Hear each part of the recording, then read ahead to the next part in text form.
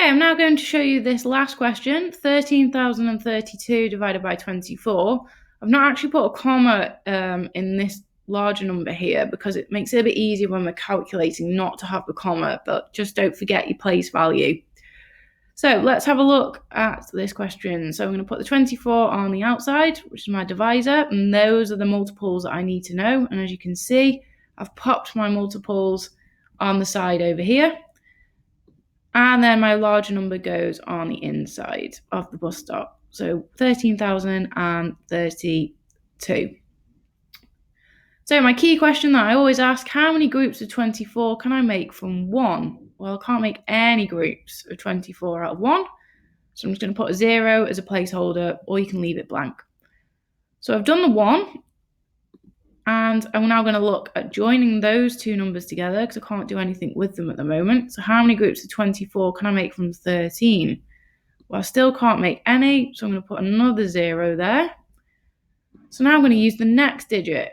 So I'm now going to join these three up. So 24 into 130. So now I'm going to use my multiples of 24 because there's definitely something I can do with this. So let's have a look. I can make one group of 24. I can make 2 groups. I can make 3 groups, 4 groups, 5 groups. Now that's the maximum I can use because if I use 144, that'll obviously be too big for 130. So we must make sure that we use the number that fits in. So 5 is the group. So I'm going to pop that on top of the bar there. And I'm now going to subtract 120 from 130. So nice and easy, and we don't really need to do too much maths for that because we should be able to do it in our head. 130 take away 20 is 10. So let's ask our question. We'll go back to that divider again. How many groups of 24 can I make from 10? Well, I can't do anything with that one. So I'm now going to go on to using this 3.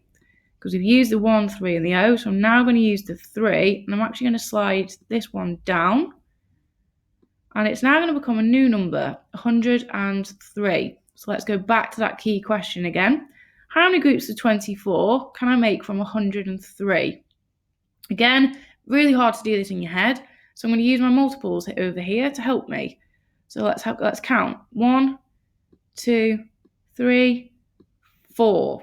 Now, I can't use any more than that because that's bigger than 103. So we've got to go with a number that fits in.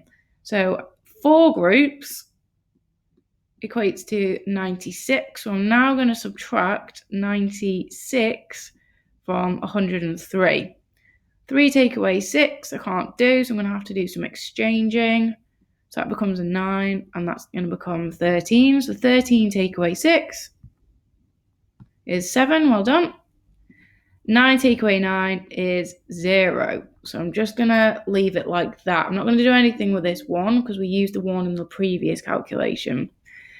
So now I need to go back to my key question. How many groups of 24 can I make from 7? Well, I can't do anything with that. So I'm now going to look at this little lonely digit here, and it's his time to shine. So I'm going to slide him all the way down, and he's now going to join the 0 and the 7, so 7. And it now makes a new number of 72. And you might have spotted that there's definitely something we can do with this. So let's go to our multiples of 24. Let's see if we can find a number that matches with 72. 1, 2, 3. So this is nice and easy, and we'll finish off our calculation. So 3 will pop up at the top, and we're subtracting the 72 from 72. And yeah, we've got 0, so therefore we are at the end of our calculation. So 13,032 divided by 24 is 543. So that's all my tutorials on how to do long division with no remainders. My next tutorial will be about looking at long division that includes decimals as remainders. Hope that's helped.